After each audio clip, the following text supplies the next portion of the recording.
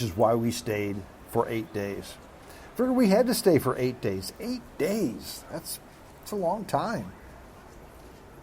But it takes 2 of those 8 days. I mean, we were really only here for 6. Well, the first day we got in, we were so tired, we basically had a happy hour, had chicken salad, and went to bed. The last day we're here, we leave at 7:15 in the morning. So after we leave the resort at 5 a.m. Well, you can't really call that a day because the sun doesn't even come up for another hour and a half. So that's why we stayed 8 days. Now, I'll part with this. If you understand it's going to cost a lot to be here, and sure, you can cut corners, but look, you're on vacation. Why would you want to do that? You don't have to get stupid with the way you spend money, but you don't want to go to the store and buy peanut butter sandwiches and bread either.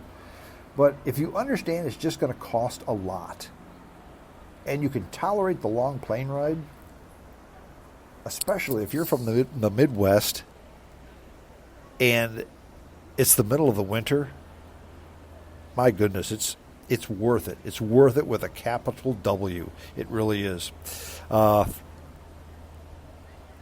Because it doesn't matter how much money you're paying.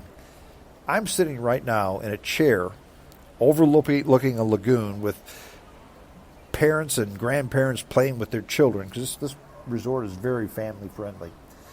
And they're all playing in the water and in the sand and the sun, just having a great time. You don't do that in St. Louis. Sunny and 80 degrees with low humidity and a nice breeze. I've said this before, we get about 20 of those days a year in the Midwest, in the St. Louis metro area. About 20 a year. That's about it. And friends, ain't none of them happening in February. Trust me. Those of you who live here know I'm telling the truth. So that's it. I wanted to give everybody an update on our vacation. Just a spoiler alert, something that may or may not happen. I've been trying very diligently to try to get an interview with some of the people here at the Hilton. So that still may happen. They're very busy. They have you just can't interview anybody because they want an official hotel spokesperson to speak with the media, and that's what I am. So we're trying to arrange that before we fly home tonight.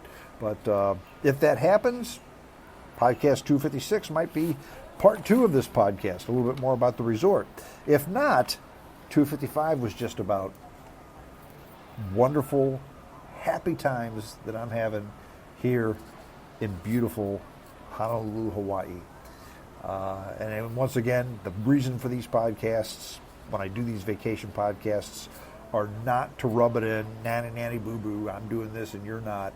It's to, number one, just try to explain to my dear listeners out there what's out there that you may or may not be missing. And if you're considering something like coming to Hawaii, these are the things to consider, both on the pro and the con. Also, when I do these podcasts about travel, these are the podcasts that I get the best results. The most positive feedback come from my reviews of places that I travel to, believe it or not.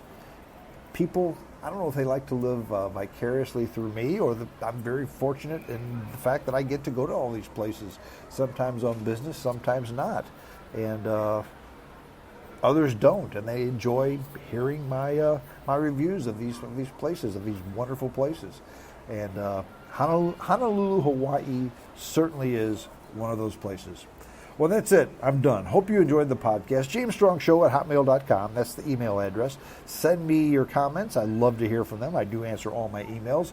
You can pick the show up anywhere you get podcasts: Spotify, Apple Podcasts, Google Podcasts, iHeartRadio, you name it, it's on there. Or go ahead and send me an email. I will send you a link to the podcast upon publication, so you can download it and listen to it at your leisure. Well, that's it. I'm done. Until next time, this is James Strong saying adios.